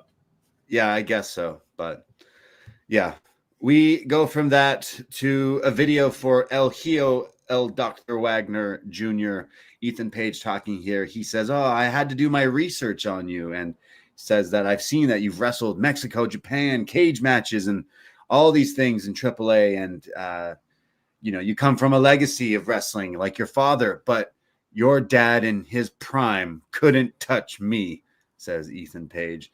And says that Saturday at Halloween Havoc, you'll be the one left for dead in the desert. And then as we're talking, because it's a Day of the Dead match, of course, the videos here, you could see that he's got some sort of Day of the Dead face paint on half of his face. Very Darby Allin-esque here a little bit. So maybe Ethan Page brings out the body bags on Saturday for Dr. Wagner Jr. Yeah, this face paint though, it's got the maple leaf and it's like Canada Day of the candy Dead. Skull sort of thing, yeah, but it's got the maple leaf involved as well. It looked great. I'm hoping he's wearing this for the match. He's gonna add some blue in there for the Blue Jays. Absolutely. I guess that would make it look American, but yeah, red and white Day in the Dead. This is pretty cool. I imagine he wears this face paint for his match on Saturday. But yeah, Day of the Dead match, Ethan Page, North American title. I think that could be pretty fun as well. But also it made me feel bad because then last week when I made fun of Booker, who was like, El Hijo de Wagner, like legendary wrestler, and I was like, I think he means his dad, but like this guy has a lot of history too, so maybe I take back that joke. Maybe Booker T was right, or he probably wasn't, but no. Anyways, we get an ad for Evolve. I know they had their like Evolve special. I think it was called Succession, which is a great show. And I saw a lot of love for Kendall Gray winning that Evolve Women's Championship, which we will kind of see her later on this show. But a lot of people praising her. So maybe we've been impressed with her so far. So I think the future will be Gray in NXT. I think she's pretty good. So check out that match if you're interested in that. But we go to our next match. It is a tag team match. Hank and Tank taking on OTM. They returned last week and attacked Hank and Tank, and that's what set up this match. And without looking it up, Lucian Price and Bronco Nima. There we go. Right? They return, and as you heard Booker on this go, this Lucian Price and Bronco. They got it all, man.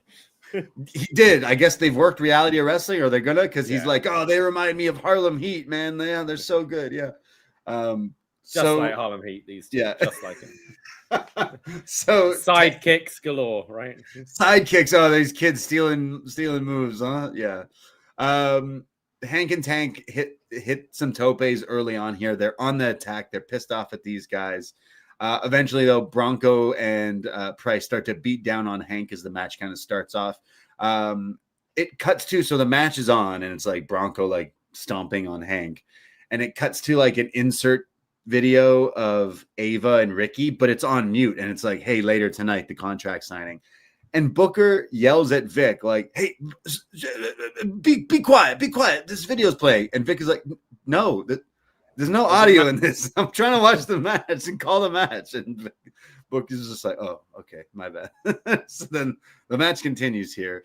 Hank is just getting beat down until he tags in Tank, who comes in, atomic drop, shoulder blocks galore, but then gets a side slam by Price, and then a big tilt-a-whirl power slam by Bronco, and then the tag team assist Alabama slam straight out the mud, but into the win column. NXT is going to be in the mud with OTM. And then right after the match, they beat down on Hank with stairs, and then they throw Tank through this commentator desk. It just explodes pretty much, but that looked good at least. Yeah, I OTM just don't do it for me. I didn't see much more improvement here from them. You didn't miss them? No, I haven't. This NXT crowd seemed to like them. They were getting behind them and stuff. So maybe there's stuff I'm not seeing with them. But I can't say their wrestling particularly excited me, or that their characters seem to have changed in any way. There's no. I think they had new music coming out here, but there's no real change in presentation or anything aside from that. So I can't say I'm overly excited about them. And especially if where we're going down the line is these guys versus Dark State, that sounds incredibly dull to me. Yeah, like I think it was injury that one of them had, and that's why they were off. But like which is tough, and I totally get that. But coming back and they're kind of looking the exact same way. They didn't necessarily impress. And Hank and Tank can be good, but I don't know. Like this definitely, I liked the attack afterwards. I thought they looked pretty vicious. So Tank and Tag taken out. Where do we go with OTM going forward? We shall see. But they're not really linked with Jada anymore, it seems, because she didn't come out with them or anything. Yeah. We go backstage. Ren Sinclair is on the phone with Charlie, and she's trying to talk to him about Maybelline. Yes, I'm sure Charlie Regal is in Japan getting ready for some matches in Noah.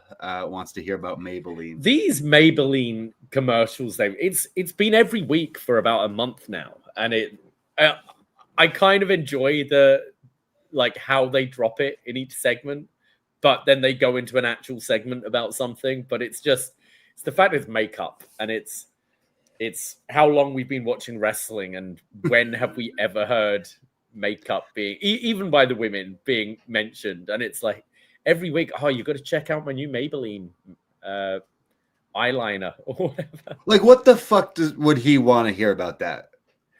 Well, I think that is the joke, yeah, right? It's this very serious, boring man who you're trying to talk about makeup, and she hangs up being like, I don't think he's too interested. Maybe he's worth it. Maybe it's Maybelline. Well, I actually thought this was a little backwards because she's being weird, and then like on the phone, and then Lash Legend walks by, and it's basically, when I'm not saying Lash Legend or I'm talking about the character Lash Legend and the character of Ren. Maybe kayfabe wise they don't like each other. Maybe they get along. I don't know. But Lash Legend walks by, and you ever have that annoying person that just starts talking to you about something that you actually didn't want to talk or hear about at all? That's what Ren does to her. Hey, Lash. Yeah, I was just talking to Charlie. He's in Japan, but I was just talking to him about Maybelline and I guess he's pretty busy. It's like, whoa, I didn't ask to be part of this conversation. In fact, do you even need me for this? And then it's Kendall Gray who walks in and is like, yo, Lash, you're being a bit rude. I don't like the way you're talking to her. It's like, what? In fact, Ren is the annoying one here. If anything, Ren should shut up. Yeah. So I thought this was a little like the script it was written, and then the way it was presented, like it didn't match what Kendall Gray is just so upset that Lash Legend was being mean to Ren, when I think Ren personally was wrong here and was the heel because she was just really annoying. So I guess this sets up a match for Kendall Gray. Lash says, oh, you think you won this title? You're feeling yourself, huh? Well, little girl, you better watch it. So Gray versus Legend, I'm sure, is coming soon. But I don't know. Have you heard about this Maybelline? Probably next week. No. I've got it in my basket right now. Maybelline? Yeah. Halloween's coming. You need eyeliner or something. It's good for that, I guess. We go to our main event match of the evening. Fatal Influence versus Tatum, Paxley, and Izzy Dame. The culling. Now, Booker T already gave me some laughs during this one. But I must say, this one might be my favorite Booker T thing that maybe since being on NXT commentary. Follow me for a second. Fatal Influence are making their entrance. So the music's playing. And I know he loves JC Jane. But so Fatal Influence music's playing. Thief in the night. It's a banger, AI banger, by the way. He just said, it's just quiet. They're coming out. The music's playing. Kung Pao Chicken. Yeah. What was this all about? And then it's silent for a second. Vic's probably like, what the fuck? And then he's like, what about orange chicken? I like orange chicken. He's like, nah, Kung Pao Chicken. It's like, sorry, what? What are we talking about here? I think this was P&P. I don't know. Was this because that's what he was ordering? I don't know. It confused me as well. I don't know if it was like, how he calls like Lola Vice Cholula Green or something like that. I didn't know if he was calling JC Jane Kung Pao Chicken or what. Kung Pao Chicken. But he yells it as well. Oh Kung my God. Pao Chicken. I literally paused Netflix, baby. Paused Rewound 10 seconds. What? Why did he say that? I feel like he's on his phone. He's on like the Panda Express app, and he's like, "Look, Vic, Kung Pao chicken," and then because then it's like quiet for a sec, and Vic is like, "Orange chicken," and he's like, "Nah." So what am I missing here? Is he saying that Fatal Influence is hot like Kung Pao chicken? I think that's what he's saying. I think so. That's what I took. But yeah, this is instantly being added into my day-to-day conversation. Just out of nowhere. Kung Pao chicken.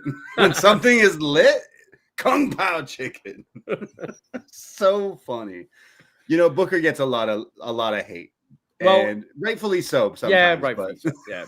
But like, I can't deny that I do find him very entertaining. Okay, you know what else I found funny? And I made reference to it earlier, and I don't know if this was deliberate or just coincidence or what, but Lainey Reed is in the ring at the beginning of this match, and Booker's going off going, "Give her a contract. Give her a contract."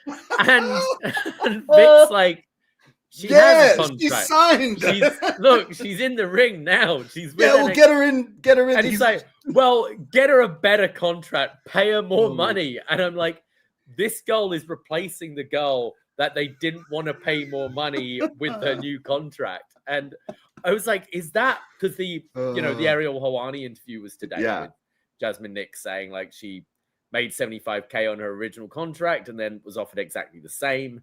So left. She was like, hey, I can't live off that. And by the sounds of it, she wants to keep wrestling and trying to come back one day. But I feel it's more coincidence than Booker just being like off about that thing. But it's the fact that it's Jasmine's replacement that he's saying, get her a contract. No, get her a bigger contract. Pay her more. It was just ridiculous. She's got a contract book is literally what he's like. Vic is, oh man. Yeah. Again, I don't know. Who am I to say if Booker is good or bad? Like definitely has some negatives, but he's so fucking funny. He's so it's so silly, some of the stuff he says, but I can't help but laugh. So yeah, between that and then they were just Booker bites all day today, because then Booker's talking about JC Jane when she tags in like pretty early in the match. He's like, "Oh, too hot to handle, too cold to hold," and Vic starts laughing like, "Oh, I didn't picture you reading off glam metal lyrics." And I thought to myself, yeah, me neither. That's not glam metal. That's Bobby Brown. It's Bobby Brown, Ghostbusters 2.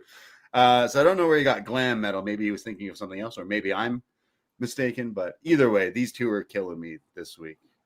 She's got a contract book. Kung Pao chicken. So Fatal Influence versus Tatum and Izzy here. Right away, Lainey is the new one, right? In Fatal Influence. We have her coming in and they're tagging in and out, and Fallon keeps getting up on the apron. And then at one point early, Fallon and JC help, and then they help get the distraction. And then it's this nasty looking hangman's neck breaker from Lainey on Tatum for a near fall as they start to tag in and out and beat down on Tatum.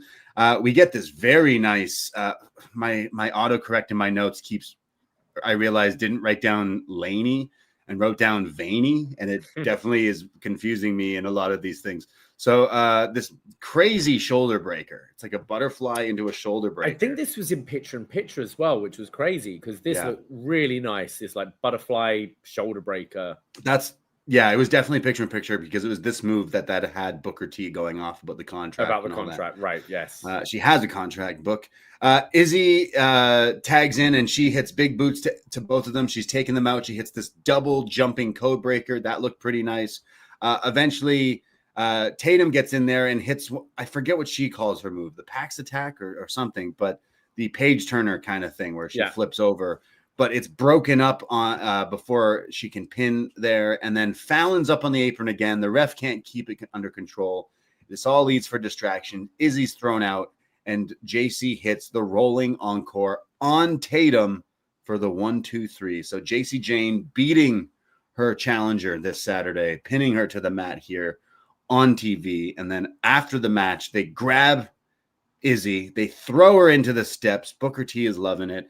And it's a 3-on-1 beatdown on Tatum, but she fights them all off by herself and hits I'm calling it the Pax attack, but that Paige Turner type move on JC yet again and holds up the NXT Women's Championship. And as she does, Izzy Dame kind of wakes up near the steps, looks over at Paxley like, oh, you did this all by yourself. Nice. Good for you. So that was the one look that we did get, but not like a mean look, but a look nonetheless. But yeah, I thought it was a really good week for Tatum and has given her some nice momentum going into Halloween Havoc. I think she sounded great on the mic earlier. I thought this was a really good showing for her in this match.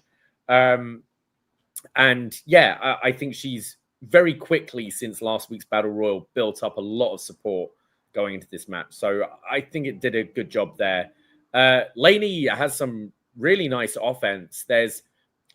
There's something disconnecting me right now. I think I noticed it with the entrance when they're all like the Fatal Influence entrance, and JC and Fallon just have their characters down so well, and she looked bored coming out, and I think she's trying to have the Fatal Influence look, but she just looked bored. So I think there's some of that stuff to work on. But you mentioned that butterfly shoulder breaker, and there was some other nice stuff we've seen in her matches as well. But unsure on her at the moment. Yeah, like I think she's a good wrestler, but the gimmick that we've seen before where she's all country girl and now she's trying to do like resting bitch face and act all like, ooh, fatal attraction or fatal influence. And it's like, oh, it's a bit of a drastic change that maybe it's not something she's totally.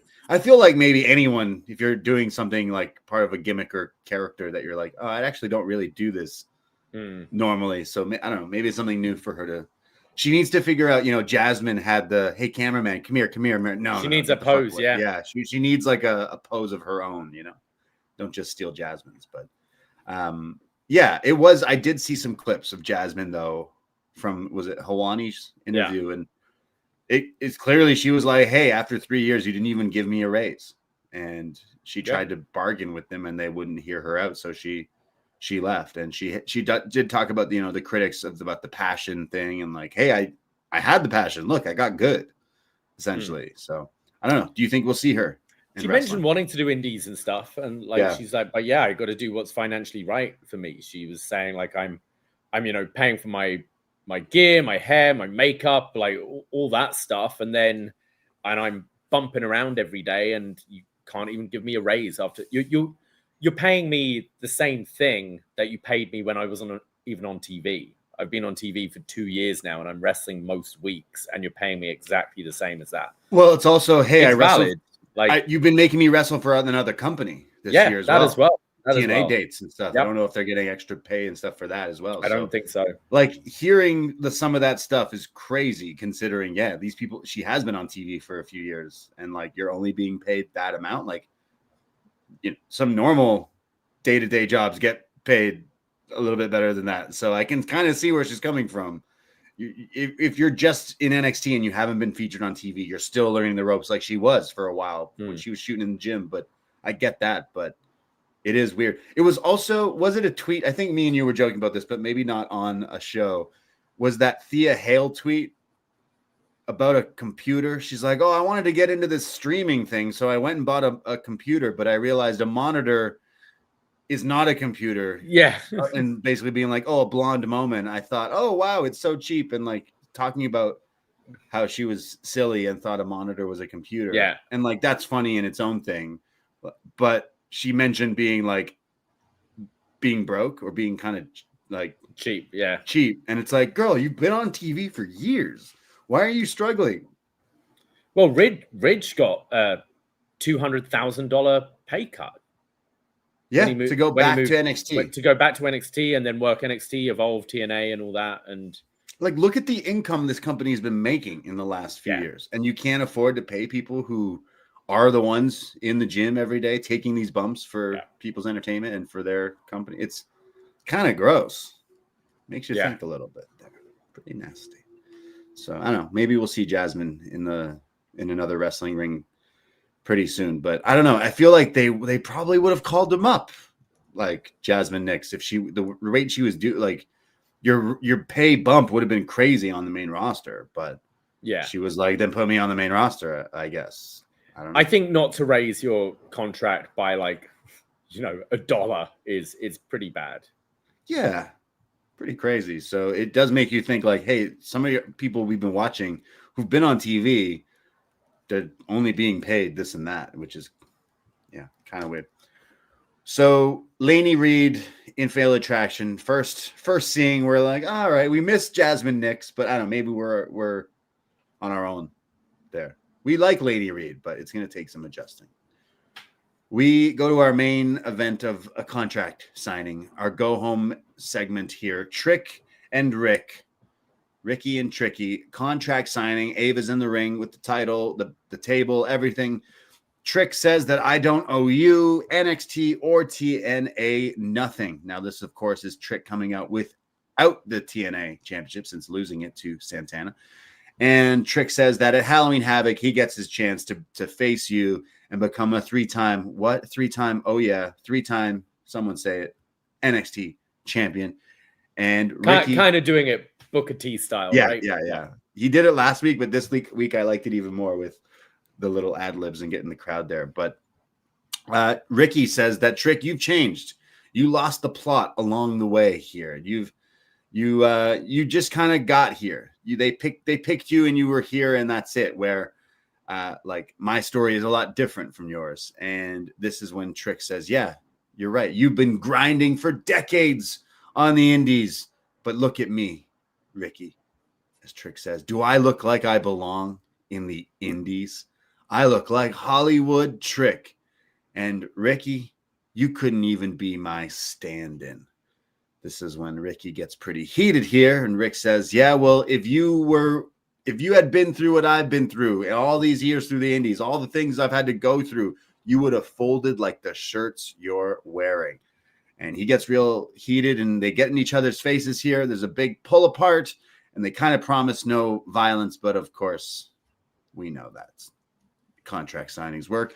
There's a sucker punch from Trick. There's a big pull apart from the Jobber Cops and Ava trying.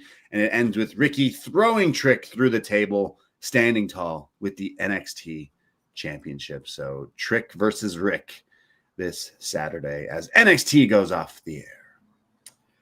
Yeah, I thought both sounded good here. Like they're both. I like what was the line? It's like I'm slick, I'm silky, it was something Ricky said, which I liked. But I'm so bored of contract signings, as I said at the beginning. Like, just try to find something else.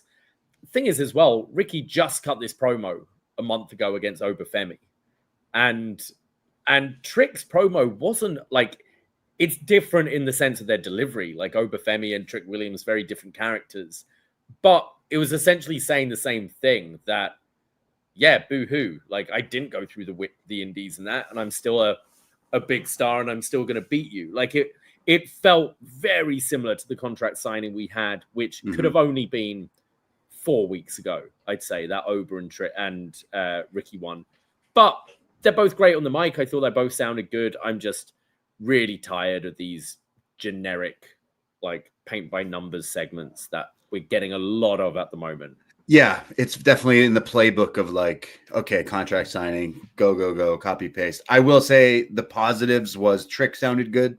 Ricky sounded good. I've kind of been like not too sure of Ricky Saints since coming into NXT, but I think he's slow, like he's champion, but he's finding footing of like, I don't know. I feel like he's not quite the version that we have seen in the past from him, if that makes sense. Like something's different, right? Did you notice on his entrance when I don't know what happened or whether he was just, this is how he was doing it, but you know, he does the like fist pumping poses along with his music. Yeah. And now he's got the title. He does it with the title. It looked like the title kind of slipped in his hands a bit, and therefore he was holding it kind of awkwardly. So then when he was raising it to the music, he was doing it like really short and slow, like really carefully. It was odd. Weird. Well, that's the main event Saturday. I think both of these guys are really good talkers. Like I do like Trick's charisma, and I feel like he could be doing this kind of stuff. Like I don't know. Does Trick lose and go to the main roster? Like, what else is there for him What to else? do now at this point? Yeah. Like, go and join Mello on SmackDown. Yeah. Like, he's just the chat makes a point. There was no mention of the TNA Championship at all, which obviously he's just dropped, right? So no mention of that. He's dropped that now. I think he loses this match, and then just call him up at this point. He's been in NXT quite a long time. I think you've done everything there is to do with him. He's been a heel. He's been a babyface. Move him up. Yeah, I kind of think so too. But hopefully the match on I don't know. Maybe we go to a rematch between these two if there's still some juice in this feud before that is the case. But yeah, NXT, as a go home, there was some good stuff. The 3-minute match between Axiom and Shawn Legacy was pretty fun. The tag match with the women was okay too. I think my favorite part was the video of the Hardys because I was totally caught off guard with that. But I'd say Booker T was my favorite parts of the show, just making me laugh with some of the ridiculous things that he says. But I think looking on paper, some of the matches for this Saturday, this might be the most excited I've been for an NXT PLE in a while, just because it kind of sounds a bit more refreshing, a bit more like, I don't know. But where's the spin the wheel? True. You could have done that. Spun the wheel to get a Day of the Dead match, couldn't we? Yeah, we definitely were missing spin the wheel, make a wheel. But yeah, I agree. I think they put together a pretty nice looking card here for Saturday. Shall we go through it and give some predictions? Absolutely. So we got Zarya versus Blake Monroe for the NXT North American Women's Championship. I think you kind of said earlier you could go both ways with this, with Zarya, whatever, but I think Blake needs this right now. I'll go with Zarya just because I think it will be interesting when Soul eventually comes back, and you could now, like, Soul should be away and Zarya should be that absolute monster and just be crushing people and have a crazy run with this title that she ends up having to give back. So I would like that. Yeah, that's what I'd go with. But I know what you mean. Blake just lost the last feud, and like Blake, it's kind of similar to what they did with Ricky. Like, as soon as you come in, you're gonna win that title pretty quickly, and he did. He dropped it pretty quickly too. But like, I think you could do the same thing with Blake. Like, hey, look, you came in, we had something for you. It's the championship. So yeah, I could imagine they go that route. Ethan Page, El Hijo de Dr. Wagner Jr. in a Day of the Dead match, North American Championship men's title.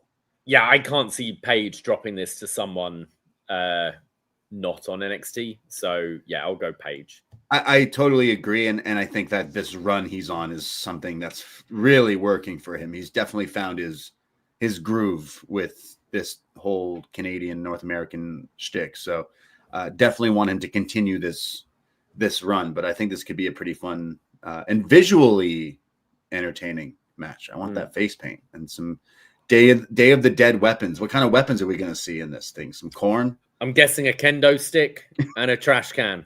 I'm trying to think of like Day of the Dead stuff, like I've seen. To be fair, Page is normally pretty inventive with even in WWE, he's done the steel chair with the throat and that kind of thing. So I hope it doesn't look just so often these matches, the weapons they pull out just look plastic. Yeah. I hope we get a little bit of violence. Like we could get a guitar, like, Day of the Dead, Coco, all that stuff. Just remember, don't let your kids watch this because they might just imitate everything they see, right? Yeah. You don't want your kids out there using Maybelline. No, absolutely not. We also have Broken Hardys, Brother Nero and Broken Matt Hardy versus Dark State of Dark in a Broken Rules match. I'm going to say just the Hardys, just go with the Hardys. Yeah, unfortunately, I feel it's going back to Dark State. So why would they win a Broken Rules match? There's 4 of them though. But maybe we get cameos from the kids, Benjamin, anyone, Hurricane, someone. I don't know, but Hardy's for the win. JC Jane versus Tatum Paxley for the NXT Women's Championship. I think it would be so cool if we just went with Paxley. She's been, kind of been killing it for the past little while. It's kind of similar to Ren Sinclair, where it's like we have our little moments. Like we love Thea Hale because they push her a little bit, and then we forget about her. And then we love Ren Sinclair. We love Tatum Paxley. And I just like my heart says yes, but my brain is telling me no. JC Jane retains. So I'm gonna go with JC Jane. Yeah, I think JC wins this. I really like what they've done with Tatum, but I think they've actually done a quite good job the last couple of months building up the women's match. I thought they did a great job elevating Lola before the last one, and they've done a similar job here. But I don't see Tatum being the one taking this. Is it because of the calling with Izzy? Like, do we get an involvement that way, or? Oh yeah, perhaps. Right? Yeah. So that could be something that happens, or fatal influence. Maybe Jasmine Nix returns to screw JC Jane. That's got to happen. They offer her a $80K contract, $76K. Mandy Rose shows up to say, anyways. I'm going to go with JC Jane, even though I think it would be pretty great if Tatum. So I'll be rooting for her, but I think it's going to be JC. We mentioned Javon Evans and Leon Slater versus Mr. Iguana and La Parca. I think that should be really fun. There's going to be some crazy lucha stuff in this one, hopefully. Yeah, this will be fun.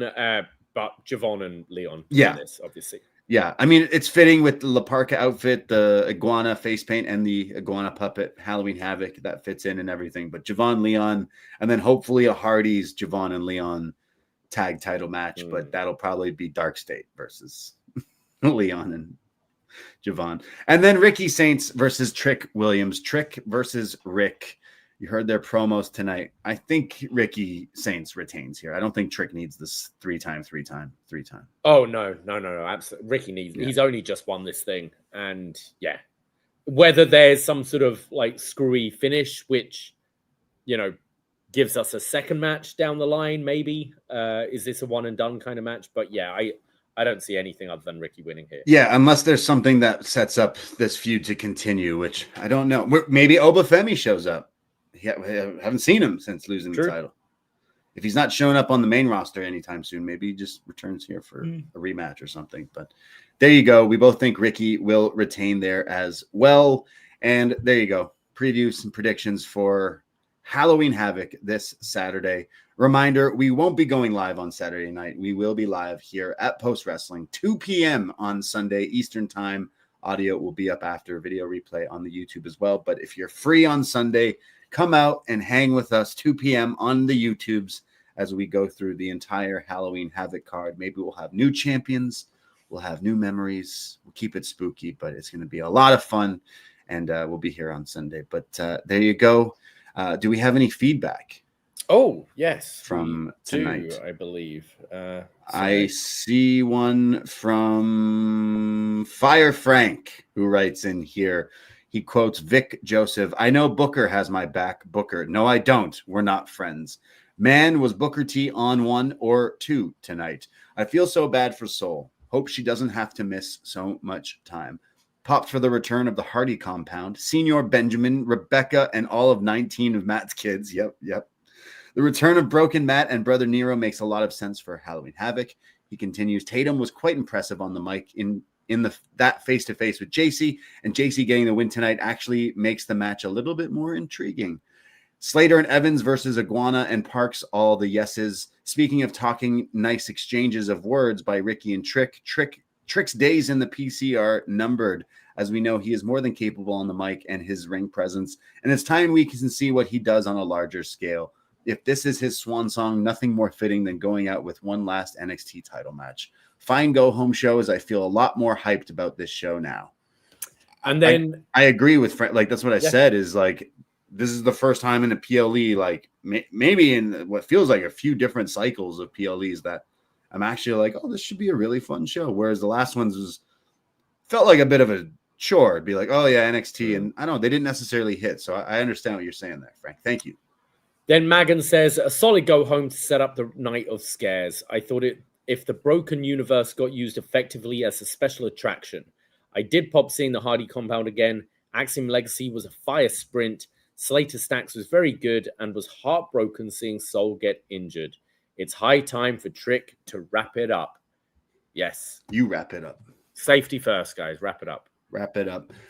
There you go. Hopefully you're as hyped as we are for Halloween Havoc this weekend. We'll chat with you 2 p.m. Of course, we'll be back next week as well with all the fallout from Halloween Havoc and so much more. But check out all the other shows. Poison Rana in your Insta, Facebook, Twitter, Blue Sky, whatever it is you use, and whatever podcast app or YouTube. Search Poison Rana Podcast. Give us a follow. Check out our latest Poison Rana Live Sunday, talking all about Wrestle Dream and all the spooky stuff. Halloween Havoc 2000 this week over on the Patreon, as well as Hollow Man, the Black Phone, and so much more. And it's only $5. So check out all the other shows that we do. If you like what you hear, appreciate the love, all the comments, agree, disagree, let us know in the chats. And appreciate all the postmarks out there. Happy spooky season, and we will talk soon. Yes, we will. All right. That is it. That is all. Take care. Goodbye. Be safe. Go Jays go, and Kung Pao Chicken. Ahoy!